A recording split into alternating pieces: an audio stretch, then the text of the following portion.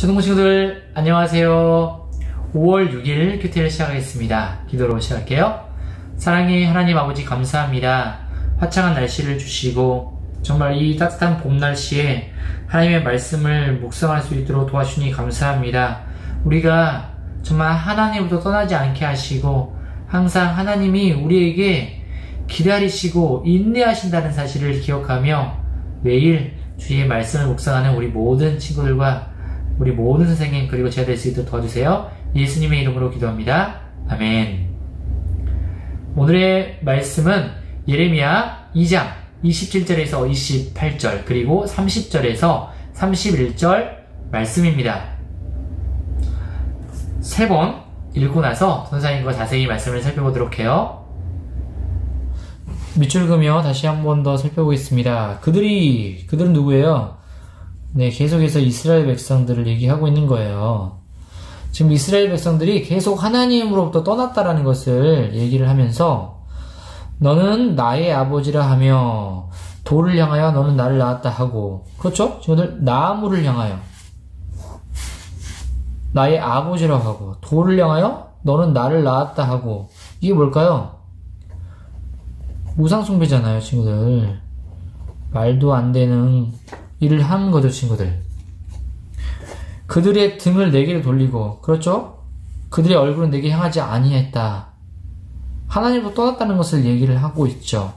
그들이 환난을 당할 때에는, 그런데 그들, 참 재밌게도 이스라엘 백성들은 환난을 당할 때는 이르기를 우리를 구원하소서 하리라.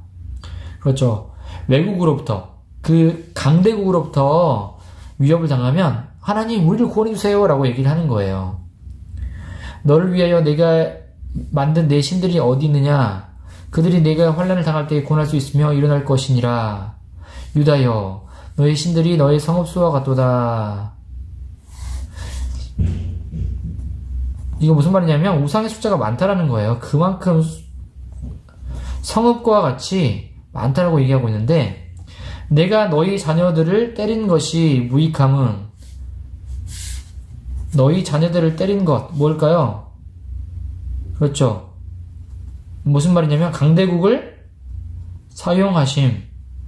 강대국의 침범을 통해서 이스라엘 백성들이 깨달으라고 말씀하시는데 그게 무익하다고 얘기하고 있어요. 아무런 소용이 없다라는 거죠.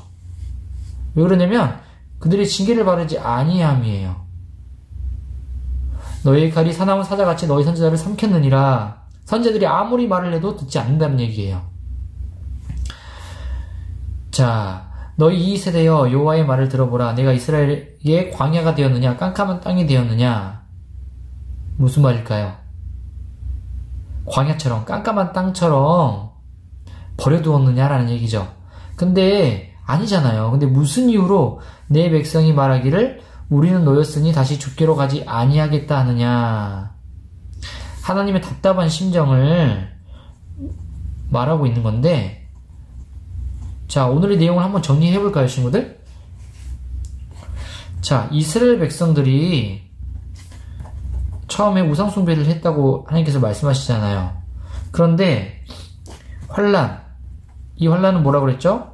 강대국의 침범이라고 얘기했잖아요. 환난 당할 때는 하나님 구원해 주세요 라고 해요.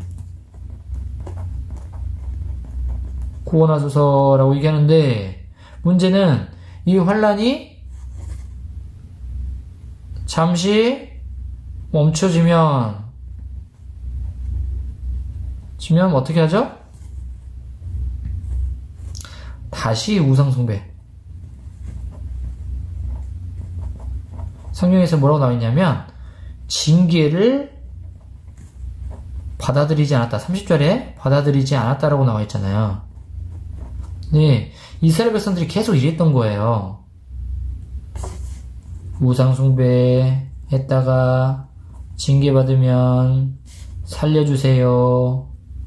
그쵸?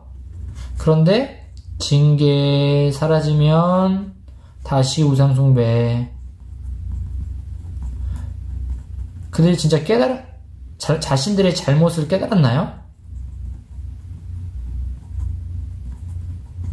아니죠. 진짜 잘못을 깨달은 게 아니에요, 친구들.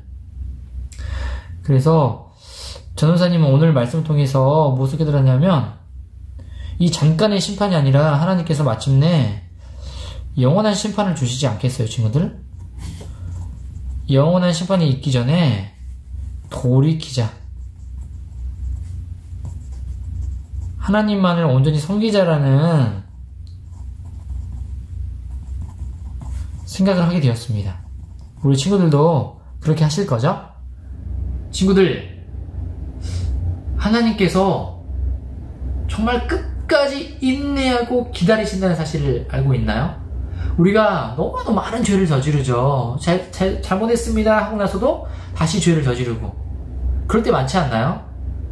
특히 우리 부모님 앞에서도 친구들 잘못했습니다, 다시는 그러지 않을게요 라고 얘기를 했는데 다시 또 잘못을 저지를 때 많죠. 그런 에피소드가 있었던 것 같아요.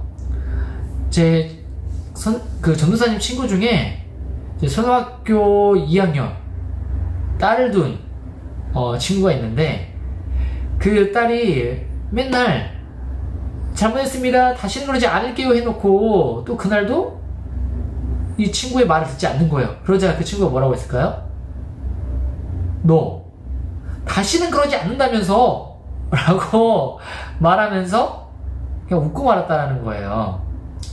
하나님 마음도 그렇지 않을까요? 전도사님도 하나님과의 관계를 생각해보면 늘 그래요. 잘못했습니다, 용서해주세요 라고 해놓고 또 여전히 제 가운데 거할 때가 많아요. 하지만 하나님은 끝까지 인내하고 참으신다는 사실 너무나도 감사하지 않나요? 하지만 기억하세요.